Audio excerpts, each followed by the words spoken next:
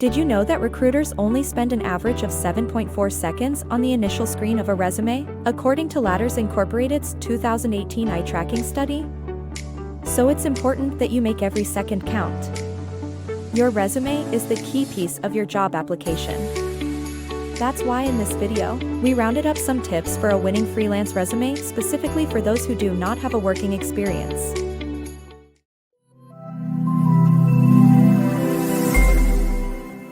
Tip number 1. Start with a strong headline. The header of your resume includes your contact details and a brief statement about yourself. It's the easiest part to get right, just keep it short and to the point. Make sure to add a profile picture to build your trust with HR, although this is optional. Ensure that your headline is compelling and highlight your skills or niche, as it is the first thing a potential client will notice. For example, creative writer seeking freelance projects. Also, make sure to use a professional email. Having a professional email is a must if you want to make a good impression on recruiters. Expert tip. Make sure to double-check your contact information. Your phone number and email are the two most common contact methods hiring managers look for. Tip number 2. Focus on your skills. If you don't have any relevant work experience, emphasize your skills instead. There are two types of skills: soft skills and hard skills. Soft skills are personal habits and traits that shape how you work on your own and with others, while hard skills are technical knowledge or training that you have gained through any life experience. List your relevant skills, whether it's soft or hard skills. And don't forget to also highlight any relevant training or certifications you have received.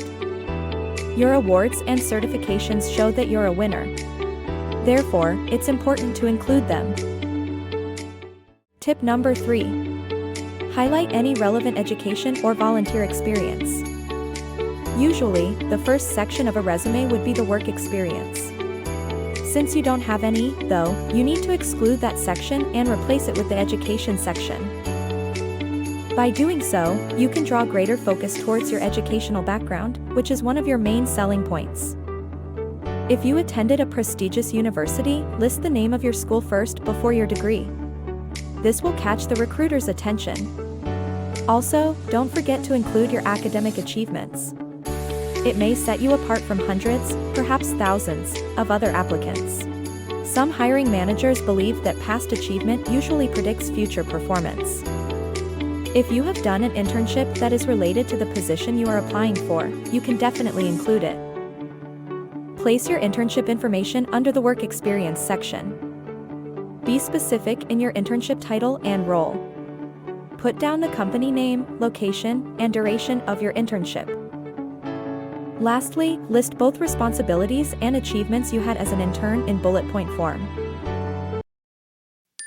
Expert tip. Make sure you have at least 3 bullet points for each professional experience to ensure enough content in your resume. Tip number 4. Customize your resume for each job. Tailor your resume to each job you apply for by highlighting the skills and experience that are most relevant to the job posting. There are 2 methods recruiters skim a resume: applicant tracking systems, ATS, and quick scans. Both methods comprise a keyword scan. That's why it's important to use keywords from the job description to your resume.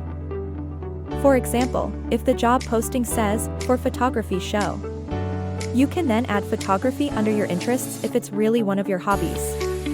Be honest about your skills and experiences because clients appreciate authenticity. You should try and put the keywords all over your resume. Another example of keyword here in the job posting is creative. As long as you have these skills, you can add it to your resume. Tip number 5. Keep it concise and easy to read. Keep your resume to 1 or 2 pages and use bullet points and short sentences to make it easy to scan. Use a clean, simple design and make sure the formatting is consistent throughout the document. At this point, you should know everything there is to know about writing a winning freelance resume, even if you don't have any experience. Just to keep things fresh, though, let's quickly go through everything we've learned so far. Tip number 1. Start with a strong headline. Tip number 2. Focus on your skills. Tip number 3. Highlight any relevant education or volunteer experience. Tip number 4. Customize your resume for each job.